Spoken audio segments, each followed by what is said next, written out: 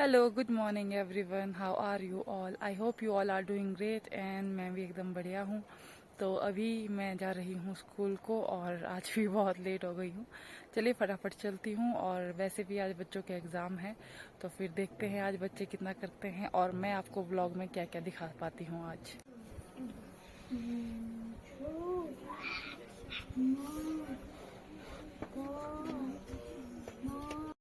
Hello friends, तो आज थे बच्चों के पेपर और आज है मेरे साथ कुछ बच्चे, धनवर्धन, आरुषि और सिया। आज हम धनवर्धन से बात करेंगे कि पेपर कैसा हुआ।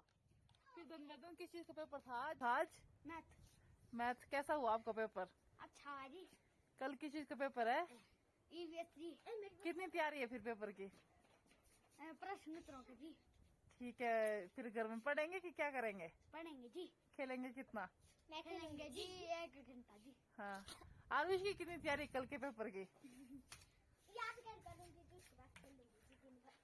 ठीक है जी। आज का पेपर कैसा हुआ आपका? अच्छा जी। ओके। और सिया का? अच्छा तो हुआ ना, पर फेल हो गया। हाँ जी। अच्छा जी। अच्छा हो पेपर? कल के पेपर के लिए पढ़ के आएंगे? जी। ठीक है, फिर भागो, जाओ जाओ छुट्टी करो। क्या हो रही है डंडी?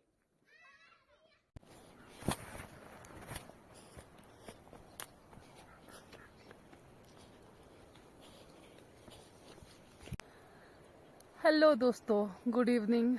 आज मैं दिन भर कुछ भी शूट नहीं कर पाए, थोड़ा बहुत ही शूट किया। बाकी फिर बच्चों के एग्ज़ाम थे और कल फिर से एग्ज़ाम है, तो फिर थोड़ा बच्चों को पढ़ाया वगैरह, तो फिर शूट नहीं किया मैंने आज कुछ भी।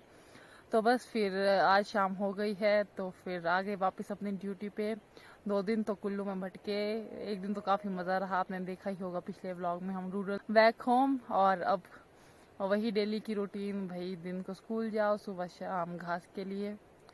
सुबह तो नहीं जाते आजकल क्योंकि तो बहुत ही ज़्यादा ठंड होती है, इसलिए शाम शाम को घास को आऊँगी। बाकी अभी मैं दिखाती हूँ अपनी, जो हम तो सेर कहते हैं, सेर यानी लोगों के खेत जो भी है। ये देखिए, ये है हमारी सेरी। सेरी का मतलब होता है कि भाई जो भी खेतों, जहाँ पर लोगों के खेत खलिहान होते हैं। जो आपको खेतों की उस तरफ वाली लाइन दिख रही है ना, वो सारी की सारी पट्टी, ये ना पहले रोपे हुआ करते थे। रोपे मतलब कि जहाँ पर की धान की खेती होती थी, धान की रोपाई होती थी, बहुत ही ज्यादा मजा आता था। अब तो सब लोगों ने पेड़ लगा दिए हैं। तो दोस्तों, मैंने आपको बताया कि मेरे पीछे जो सारे हैं वो रोपे थे। रोपे यानी जहाँ पर की धान की खेती होती थी। जुलाई और अगस्त के महीने में, जुलाई के महीने में होती थी धान की रोपाई। इतना मजा आता था ना उस टाइम। सारे जितने भी ये खेत हैं, आपने देख लिए, जितने भी ये सारे खेत थे ना, इनमें होती थी रोपाई धान की। इतना मजा आता था, लोग एक दूसरे की मदद करने जाते थे। इतनी चहल पहल होती थी। बाहर गांव से भी महिलाएं आती थी, जो हमारी, जो भी हमारी धियु धियान थी वो आती थी।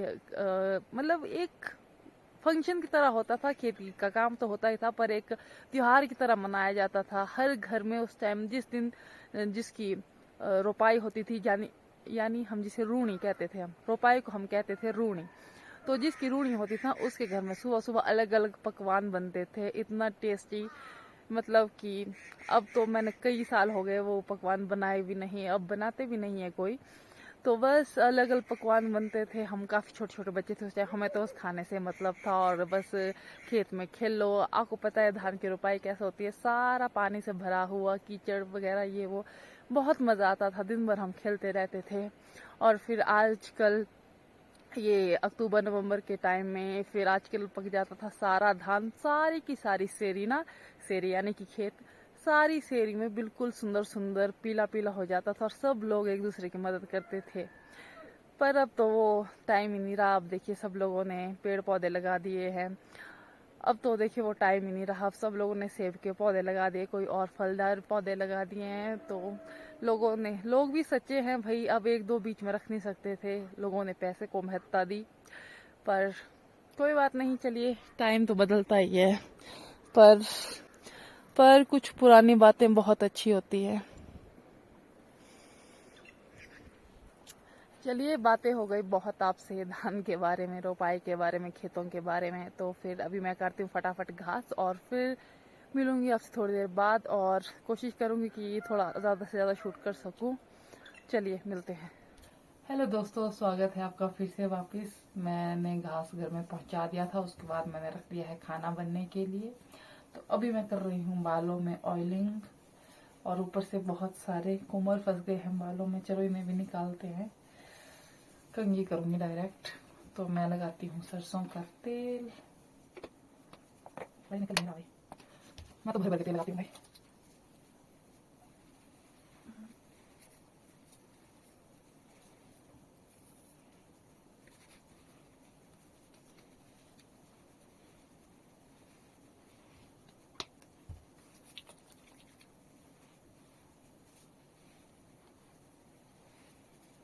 हाँ जी दोस्तों, मैंने कर ली है बालों में कंघी। मैंने ज्यादा कुछ शूट नहीं किया, तो बस अब चलते हैं, खाना खाते हैं।